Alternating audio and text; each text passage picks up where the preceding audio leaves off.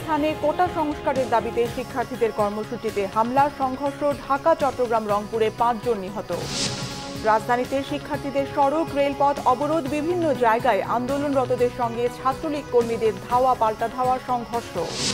আন্দোলনকে রাজনৈতিক রূপ ও ভুল পথে নিতে ইন্ধন দেখছেন মন্ত্রীরা। পাকিস্তানিদের মতো সন্ত্রাসী লেলিয়ে দিয়েছে সরকার, অভিযোগ মির্জা ফখরুলের। দেখছিলেন সংবাদ শিরোনাম, এবারে বিস্তারিত। কোটা সংস্কারের দাবিতে আন্দোলনরত শিক্ষার্থীদের উপর ছাত্রলীগের হামলা ও সংঘর্ষে সারা দেশে 3 জন নিহত হয়েছে। চট্টগ্রামের সংঘর্ষে নিহত হয়েছেন 3 জন। রংপুরে শিক্ষার্থীদের সঙ্গে পুলিশের সংঘর্ষে নিহত হয়েছে 1 শিক্ষার্থী। ঝিনাইদহে আন্দোলনরত শিক্ষার্থীদের উপর হামলা চালিয়েছে ছাত্রলীগ। এদিকে রাজশাহী, খুলনা, বরিশাল, বগুড়া, রংপুর, ময়মনসিংহ সহ দেশের বিভিন্ন জায়গায় সড়ক, মহাসড়ক ও রেলপথ অবরোধ করে শিক্ষার্থীদের বিক্ষোভ চলছে। চট্টগ্রামে আটকা পড়েছে কক্সবাজারগামী ট্রেন। বিস্তারিত ডেস্ক রিপোর্টে। মঙ্গলবার সকালে রংপুর বেগম রোকেয়া বিশ্ববিদ্যালয়ে কোটা সংস্কারের দাবিতে বিক্ষোভ শুরু করে আন্দোলনকারী শিক্ষার্থীরা। পরে নগরীর পার্কের মোড়ে শিক্ষার্থীদের সাথে পুলিশের ধাওয়া পাল্টা ধাওয়া হয়। পরিস্থিতি নিয়ন্ত্রণে টিয়ারশেল ও রাবার বুলেট নিক্ষেপ করে পুলিশ। এতে ঘটনাস্থলে টিয়ারশেলের আঘাতে 1 শিক্ষার্থী নিহত হন। আহত হন শতাধিক। এ ঘটনায় বন্ধ থাকে রংপুর কুড়িগ্রাম মহাসড়কের যান চলাচল। ঝিনাইদহ শহরের উজির আলী স্কুল অ্যান্ড কলেজ মাঠে জড়ো হয় কোটা সংস্কারের দাবিতে আন্দোলনকারী শিক্ষার্থীরা।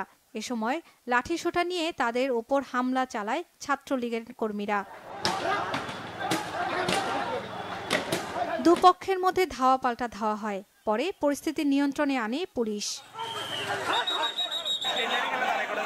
এদিকে চট্টগ্রামের সীতাকুণ্ডে সড়ক ও রেল লাইন অবরোধ করে আন্তর্জাতিক ইসলামী বিশ্ববিদ্যালয়ের শিক্ষার্থীরা। আটকা পড়ে ঢাকা কক্সবাজারগামী পর্যটন এক্সপ্রেস ট্রেনটি। চট্টগ্রামের মুরাদপুরে শিক্ষার্থীদের সাথে ছাত্রলীগ যুবলীগের মুখোমুখি সংঘর্ষ হয়। এ সময় কয়েকটি ককটেলের বিস্ফোরণ ঘটে।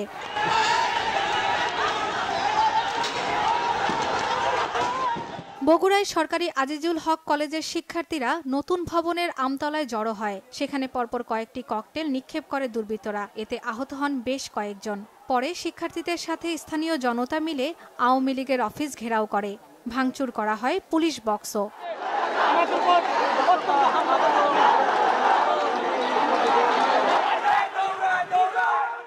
বরিশালের বিএম কলেজের শিক্ষার্থীদের উপর হামলা চালায় ছাত্রলীগ। দুপক্ষে ধাওয়া পাল্টা ধাওয়া চলে। আহত হন বেশ কয়েকজন। বরিশাল পটুয়াখালী মহাসড়কে বন্ধ হয়ে যায় যান চলাচল।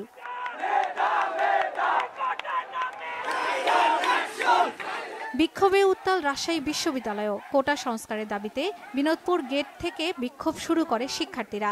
রাজশাহী ঢাকা বাইপাস সড়ক অবরোধ করে তারা। এদিকে বঙ্গবন্ধু হলের কয়েকটি মোটরসাইকেলে আগুন দেয় দুর্বৃত্তরা। ফরিদপুরে কোটা সংস্কারের আন্দোলনকারীদের উপর হামলা চালায় ছাত্রলীগ। আহত হন বেশ কয়েকজন।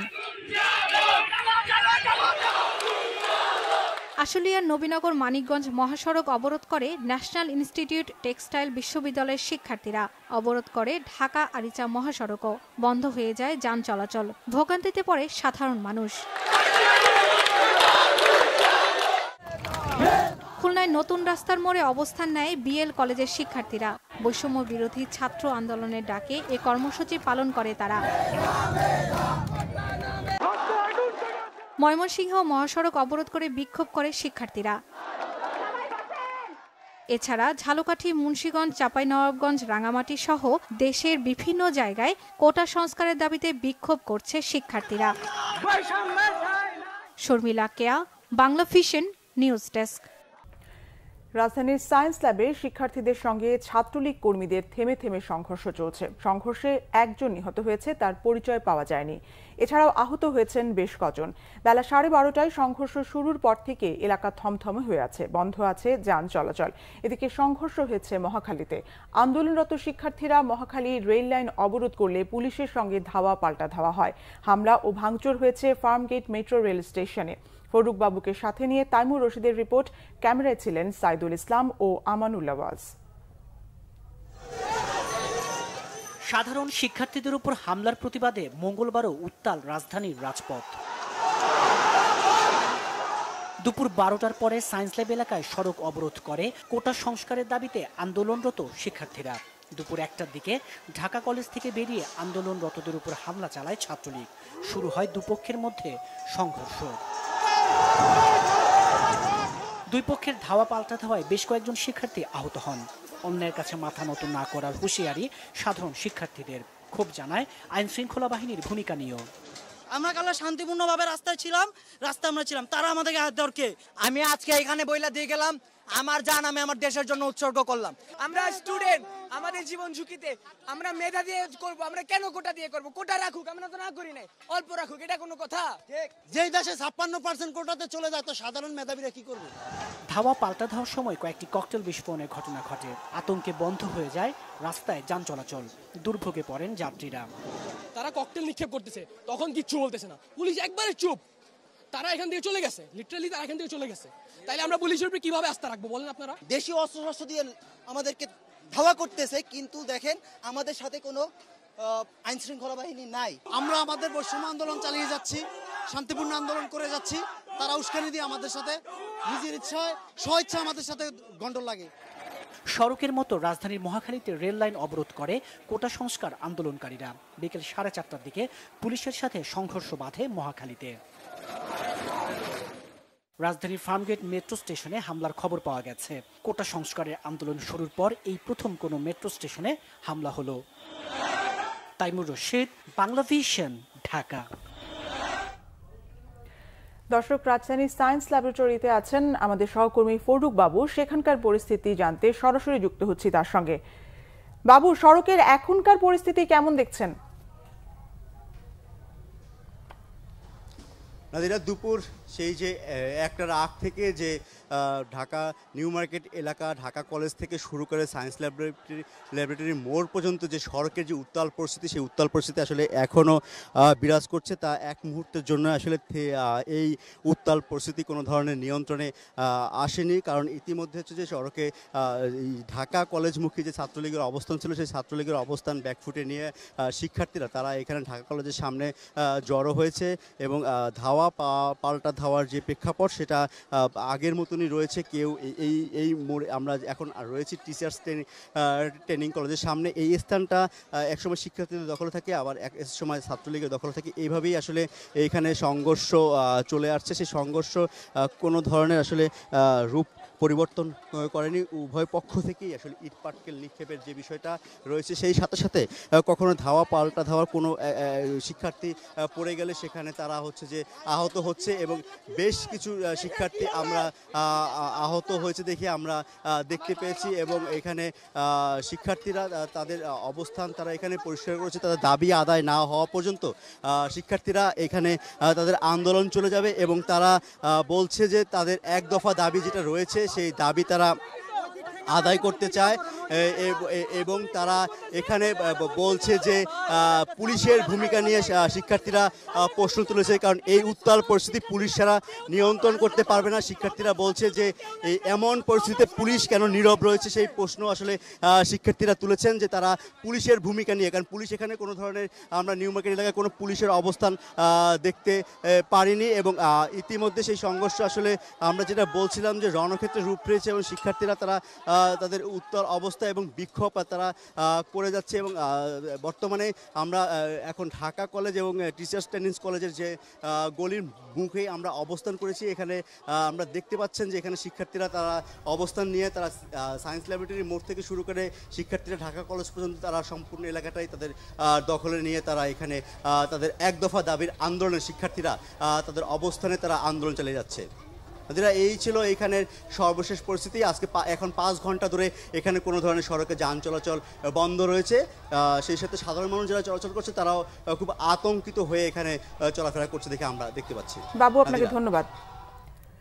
দর্শক, সায়েন্স ল্যাবরেটরি এলাকা থেকে কথা বলছিলেন সহকর্মী ফরুক বাবু। কোটা সংস্কারের দাবিতে চট্টগ্রাম বিশ্ববিদ্যালয় সহ বিভিন্ন শিক্ষা প্রতিষ্ঠানের শিক্ষার্থীদের সঙ্গে ছাত্রলীগের সংঘর্ষে এক শিক্ষার্থী পথচারী সহ ৩ জন নিহত হয়েছেন।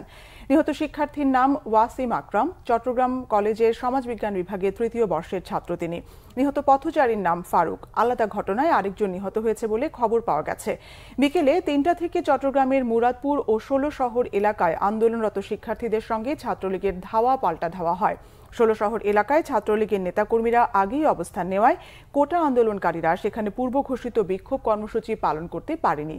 পরে শিক্ষার্থীরা মুরাদপুর এলাকায় অবস্থান নিলে দফায় দফায় ছাত্রলীগের সঙ্গে ধাওয়া পাল্টা ধাওয়া ও সংঘর্ষ হয়। এ সময় বেশ কয়েকজনকে অস্ত্র হাতে দেখা যায়।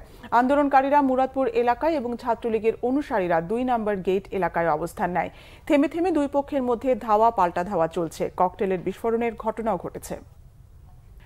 আন্দোলনরত শিক্ষার্থীরাই আগে ছাত্রলীগের উপর হামলা চালায় বলে অভিযোগ করেছেন ছাত্রলীগ সভাপতি সাদ্দাম হোসেন। বলেন ৮ দিনের আন্দোলনে ছাত্রলীগ ফিরেও তাকায়নি।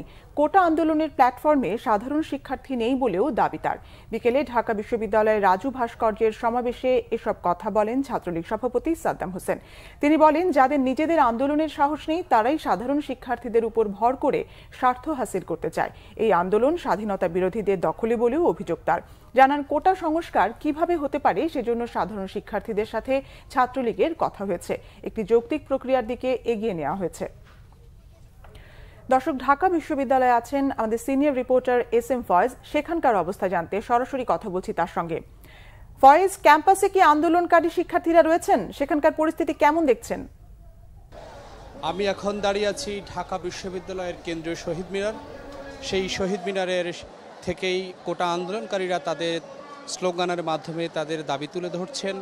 তারা বলছেন তারা যৌক্তিক দাবি করছেন।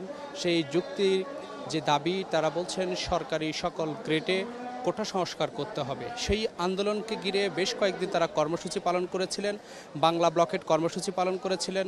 তারা সেখান থেকে নানা দাবি দাওয়া জানিয়েছিলেন। কিন্তু গতকালকে যেই ধাওয়া পাল্টা ধাওয়া, যে সংঘর্ষের ঘটনা ঘটেছে, তাদের যে শিক্ষার্থীদের উপর ছাত্রলীগ এবং তাদের যে বহিরাগত তারা যে হামলা করেছে এমন অভিযোগ করেছেন কোটা আন্দোলনকারীরা, তাদের সেই হামলার প্রতিবাদ জানাতে আজকে তাদের বিক্ষোভ মিছিল, সারা বাংলাদেশে তাদের বিক্ষোভ মিছিল চলছে। এরই মধ্যেই ঢাকার কেন্দ্রীয় শহীদ মিনার, শাহবাগ, মৎস্য ভবন board, Tejgaon, Farmgate, science lab, Mohakhali, Uttara, মানে সব জায়গায় কোটা আন্দোলনকারীদের বিক্ষোভ সমাবেশ চলছে। তারা বিক্ষোভ করছেন। এর মধ্যেই মহাখালীতে ধাওয়া পাল্টা দেওয়ার ঘটনা ঘটেছে, পুলিশের টিয়ারশেল নিক্ষেপ হয়েছে, আর সায়েন্স ল্যাবে ধাওয়া পাল্টা দেওয়া চলছে। এরই মধ্যেই তারা শাহবাগে কোটা আন্দোলনকারীদের মিছিল দেখা গেছে। কেন্দ্রীয় শহীদ মিনারের সামনে তারা তাদের বিক্ষোভ মিছিল করছেন, তারা তাদের দাবি তুলে ধরছেন। তারা বলছেন এবার যদি তাদের কাউকে হামলা করা হয় এবং হামলার প্রতিবাদ তারা করবেন এবং তাদের যে সকল শিক্ষার্থী আহত হয়েছেন, যারাই হামলা করেছেন, যেসব বহিরাগতরা করেছেন, তাদের বিরুদ্ধে ব্যবস্থা নিতে হবে এবং তাদের একটাই দাবি যে কোটা সংস্কার করতে হবে। আন্দোলন সংগ্রাম এবং হুমকি ধমকি দিয়ে তাদেরকে এইখান থেকে সরানো যাবে না বলে তারা বারবার বলেছেন। এই ছিল আমার কাছে এখানকার সবশেষ তথ্য। পরবর্তীতে কোনো তথ্য থাকলে আমরা বাংলা মিশনের দর্শকদেরকে জানিয়ে দেওয়ার চেষ্টা করব। ফয়েজ, আপনাকে ধন্যবাদ। দর্শক, সিনিয়র রিপোর্টার SM ফয়েজ ছিলেন ঢাকা বিশ্ববিদ্যালয় এলাকায়। শিক্ষার্থীদের ওপর হামলার প্রতিবাদে আগামীকাল বুধবার সারা দেশে সকল ক্যাম্পাসে বিক্ষোভ মিছিলের ঘোষণা দিয়েছে ছাত্রদল। নয়াপল্টনে বিএনপির কেন্দ্রীয় কার্যালয়ের সংবাদ সম্মেলনে এই ঘোষণা দেন ছাত্রদল নেতারা। বলেন, সাংগঠনিকভাবে না হলেও কোটা সংস্কার আন্দোলনকারীদের সাথে আজ থেকে মাঠে থাকবে ছাত্রদল। কোটা আন্দোলন যৌক্তিক সমাধানের দাবি জানিয়ে ছাত্রদল নেতারা অভিযোগ করেন, এতদিন পর্যন্ত শান্তিপূর্ণ আন্দোলন হলেও ছাত্রলীগ মাঠে নামায় তা সহিংস রূপ নিয়েছে। তারা অভিযোগ করেন, ঢাকা বিশ্ববিদ্যালয়ের প্রশাসনের সহায়তায় সাধারণ শিক্ষার্থীদের উপর হামলা চালিয়েছে ছাত্রলীগ। সংবাদ সম্মেলন শেষে নয়াপল্টনে বিক্ষোভ মিছিল করে ছাত্রদল। কোটা সংস্কারের আন্দোলন নিয়ে ধ্বংসাত্মক কিছু করা হলে কাউকে ছাড় দেওয়া হবে না বলে জানিয়েছেন স্বরাষ্ট্রমন্ত্রী আসাদুজ্জামান খান।